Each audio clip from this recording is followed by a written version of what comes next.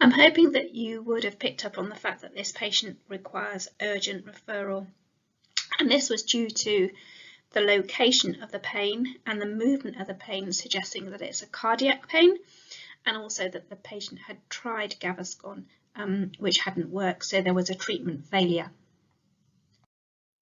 We're now going to move on to constipation, and this is defined as a reduced frequency of bowel evacuations and the passage of hard stools.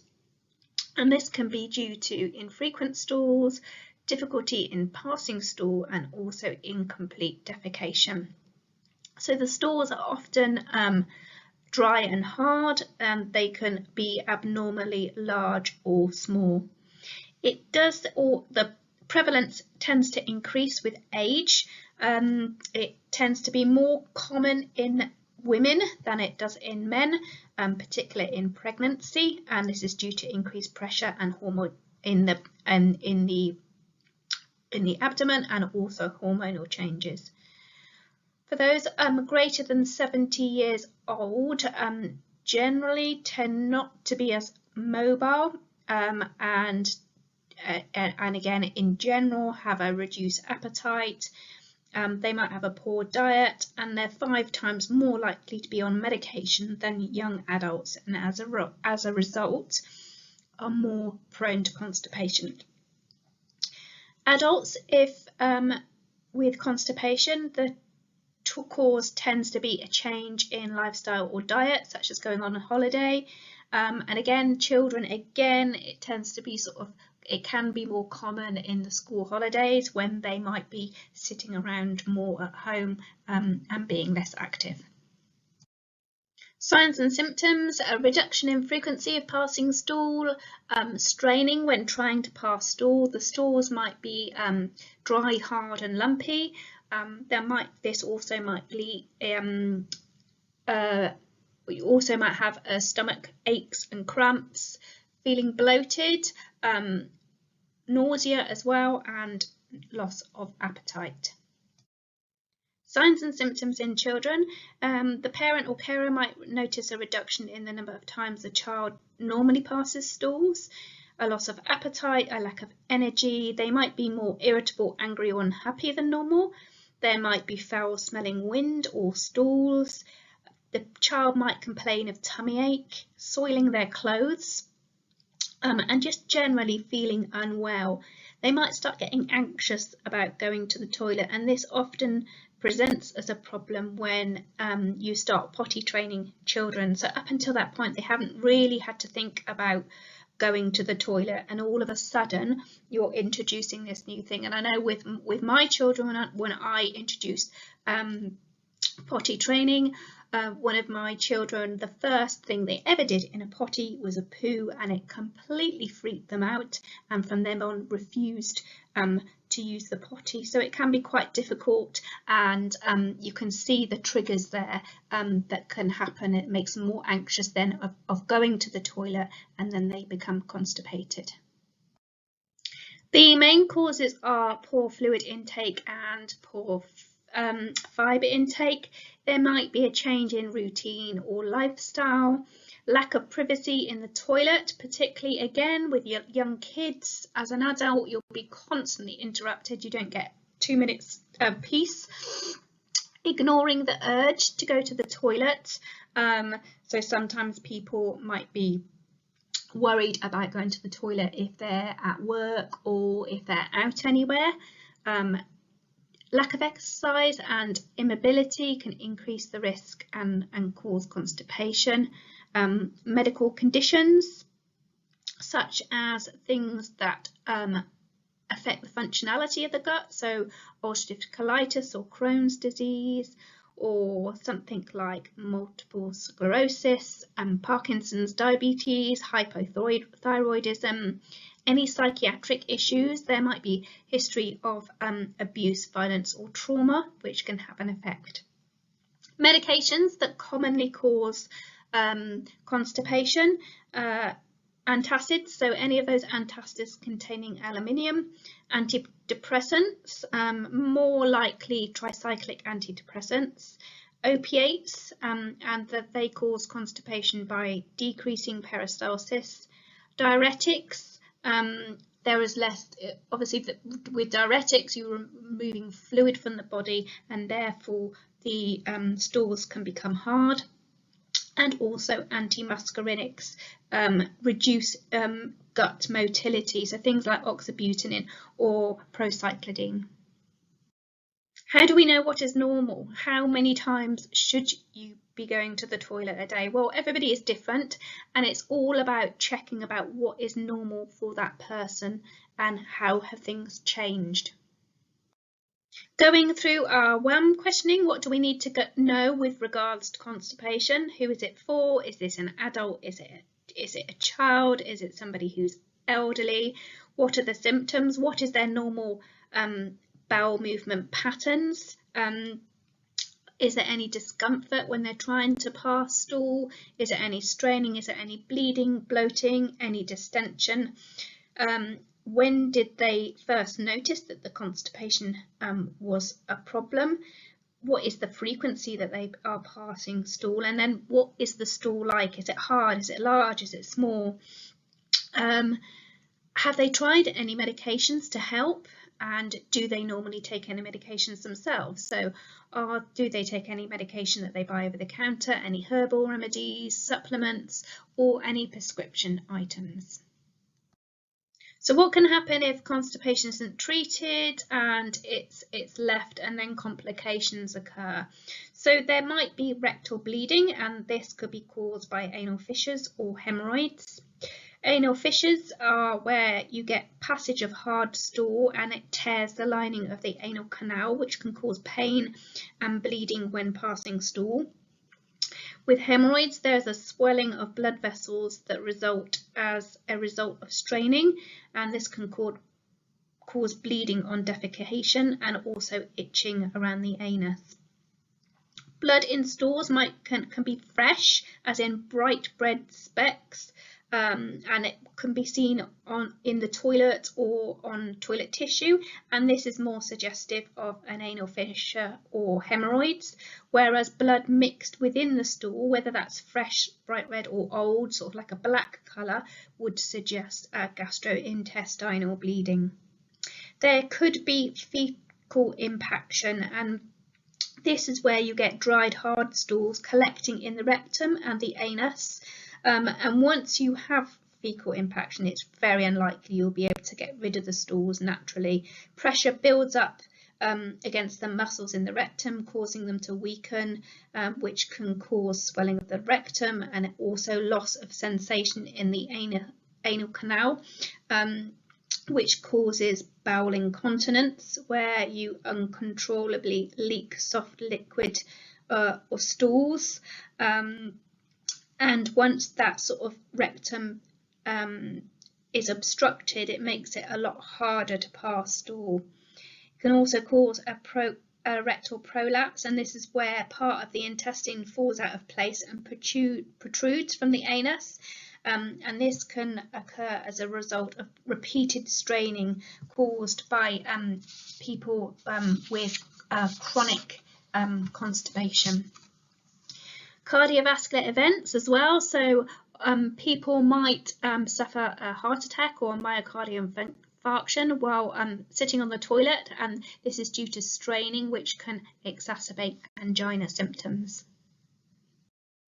So our red flag symptoms that would require an urgent referral, so any unexplained change in bowel habit, if there's any mass that can be felt in the lower right abdomen, if there's persistent rectal bleeding, a family history of colon cancer, or whether the patient has inflammatory bowel disease, if there's unexplained weight loss, persistent weight loss, any signs of anemia.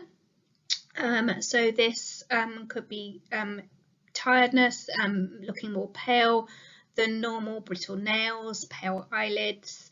There might be a fever, and also sort of any nocturnal symptoms would require urgent referral. So these are some of the red flag symptoms for colorectal cancer, and they can vary slightly depending on age and if you're male or female. But there's a big push at the moment on recognising signs and symptoms of colorectal cancer, and you may have seen posters and adverts out and about.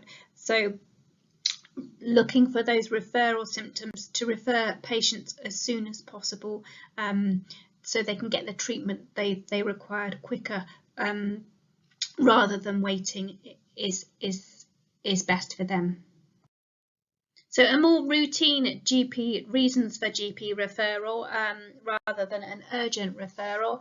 If you're suspecting whether this is an adverse drug reaction to any medication, if there's been any treatment failure, pregnancy, particularly during the 3rd trimester, if you're suspecting things like laxative dependence or laxative abuse, nausea and vomiting, passing any mucus, and signs of impaction.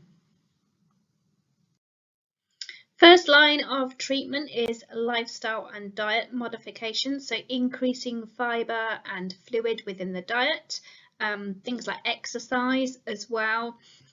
And then we can look at thinking about considering over-the-counter treatment. There are basically 4 classes of laxatives. So we have bulk-forming laxatives, osmotic laxatives, stimulant, and also fecal softeners. If there is no improvement after a week, then you should recommend that the patient goes to see their GP. Bulk-forming laxatives such as fibre gel increase the mass of the stools by retaining water within the gut. This encourages gut motility and helps to make the stools softer. They normally have an onset of action within about 12 to 24 hours, and it's really important that while using these laxatives that a fluid intake is maintained. They can cause things like bloating and distension and flatulence, although this should settle down after regular use. Osmotic laxatives increase the amount of fluid in the bowel and therefore soften the stool. They're made of a synthetic sugar which is not absorbed by the body. Onset of action is about 48 to 72 hours, so a lot longer. And again, it's advised that you still drink plenty of water while taking osmotic laxatives. They can cause bloating and flatulence. If somebody has a lactose intolerance, you can use with care, and for anybody who's diabetic, the dose shouldn't really pose a problem. The laxatives do contain lactose, galactose, and fructose. Stimulant laxatives such as Senna work by stimulating nerve endings in the bowel and therefore promoting movement of feces. They're normally given at night time because they take about 8 to 12 hours to work. So you take them at night before bed, and then by time you get up in the morning, they should have some effect. Prolonged use can lead to degeneration of the myenteric plexus of the colon, and because of this, then higher doses are required to get a response, and therefore they are prone, you can get dependent on them. They can also be abused to aid weight loss, and long-term use can also affect potassium levels in the body. They're not advised to be used in pregnancy, particularly in the 3rd trimester, as they can cause uterine contractions. Fecal softeners such as docusate act a bit like a detergent. They reduce the surface tension, increasing penetration of fluids and water within the stools, making them softer and easier to pass. They have an onset of action of about 24 to 48 hours. And again, with most laxatives, they can cause abdominal cramps. Remember that treatments can take time to work. You can get dependent, so I was saying earlier, the prolonged use can lead to degeneration of the myenteric plexus, which is a nerve in the colon, and therefore then you end up having to increase the dose, becoming dependent on it. They can be abused to aid weight loss, and obviously the more laxatives you have, they can cause diarrhea. Bloating, cramping and flatulence are all problems associated with using laxatives. We can give lots of practical advice to help, so making sure there is enough fibre in the diet can significantly reduce the chances of developing constipation.